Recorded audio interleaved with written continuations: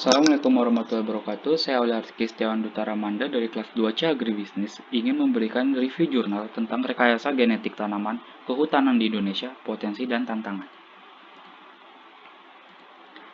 Yang pertama, kita akan memasuki pendahuluan. Organisme rekayasa genetik atau genetically modified organism atau GMO adalah organisme yang telah mengalami perubahan genetik menggunakan teknologi rekombinan DNA, yaitu teknik DNA yang dapat menggabungkan molekul DNA dari sumber yang berbeda menjadi satu molekul DNA di dalam tabung reaksi. 2. Metodologi. Tanaman hasil rekayasa genetik secara prinsip berbeda dengan tanaman hasil pemulihan konvensional.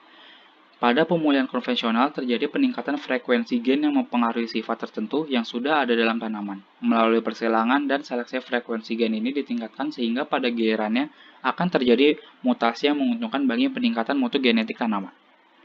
Modifikasi genetik tanaman menurut Tester 1999 dapat dibedakan menjadi 3 kelompok berdasarkan asal dari materi genetik yang disisipkan ke dalam organisme target. Kelompok pertama disebut transfer terbuka, di mana gen-gen ditransfer di antara organisme yang berbeda, misalnya dari bakteri ke tanaman. Kedua, disebut transfer tertutup, di mana gen-gen ditransfer satu jenis ke jenis lain dalam organisme yang sama, misalnya dari satu jenis tanaman ke jenis tanaman lainnya. Dan ketiga, disebut tweaking, di mana gen yang sudah ada di dalam satu organisme dimodifikasi pola atau ekspresinya.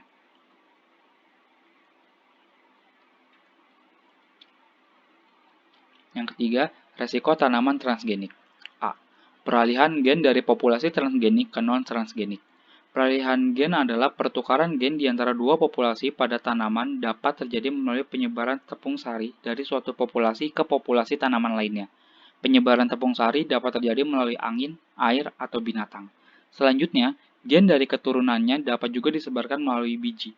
Kondisi minimum untuk terjadinya peralihan gen transgenik antara lain adalah 1.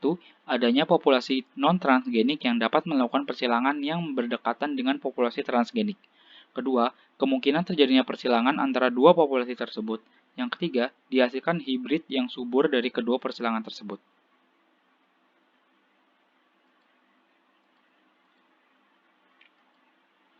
B. Dampak terhadap lingkungan. Awal dari munculnya perdebatan tentang dampak tanaman ialah dari pandangan bahwa proses perubahan gen terjadi secara tidak alami. Terlepas dari teknik apa yang digunakan, pada dasarnya yang berpotensi akan menimbulkan resiko adalah produk gen tersebut. Adapun kekhawatiran akan dampak lingkungan tanaman transgenik pertanyaan antara lain, 1. Dampak bakteri Bacillus thuringiensis yang dapat mengancam populasi kupu-kupu monark. Yang kedua, tanaman yang mengandung sekuen DNA virus berpotensi menghasilkan virus super. Dan yang ketiga, transfer gen dapat terjadi secara luas melalui binatang yang mengkonsumsi tanaman transgenik. Keempat, pemulihan tanaman. Pemulihan tanaman secara konvensional umumnya diawali dengan membangun uji keturunan yang bertujuan untuk mencari famili atau individu unggul dari induk pohon yang tumbuh di alam. Pohon-pohon yang tidak mencukupi syarat kemudian ditebang sehingga yang tersisa adalah pohon-pohon unggul. Melalui cara seleksi, pemulihan pohon dapat memilih pohon-pohon yang mempunyai sifat unggul, misalnya bentuk batang yang lurus, riap yang tinggi atau erat jenis kayu yang tinggi. Pohon dengan sifat unggul ini kemudian dijadikan sumber benih untuk keperluan pembangunan hutan tanaman. Sejak tahun 1990, pembangunan hutan tanaman industri giat dilakukan di luar Pulau Jawa. Hutan tanaman ditunjukkan untuk menghasilkan kayu yang menjadi bahan industri pulp dan kertas sampai tahun 2004.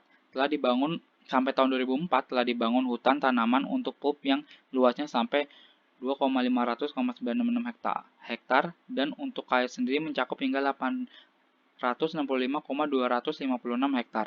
Dari jumlah itu, sebagian besar didominasi oleh tanaman amangium yang sesuai untuk tanah-tanah mineral. Sedangkan untuk gambut sendiri ditanam A.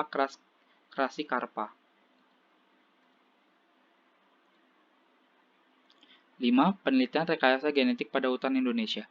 Penelitian rekayasa genetik sudah dilakukan di beberapa laboratorium Indonesia seperti di LIPI dan Biotrop. Namun, akibat minimnya perhatian dan upaya penelitian rekayasa genetik tanaman hutan di Indonesia yang disebabkan adanya isu pokok pembangunan hutan, tanaman selama ini masih berfokus pada peningkatan produktivitas hutan demi mengejar kebutuhan pasokan bahan baku industri.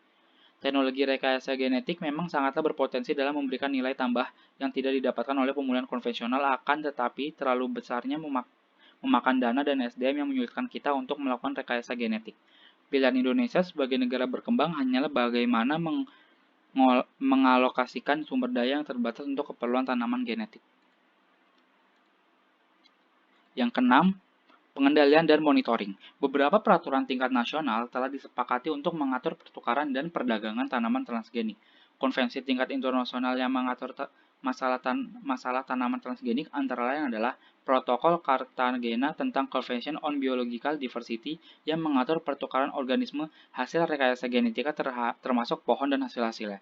Yang kedua, European Union Council Directive 1999-105 EC mensyaratkan Uni Eropa untuk memberikan label pada semua bahan hasil rekayasa genetika.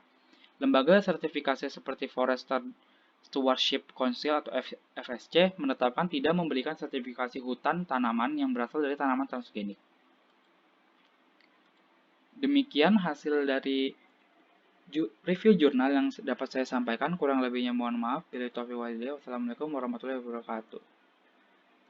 Terima kasih.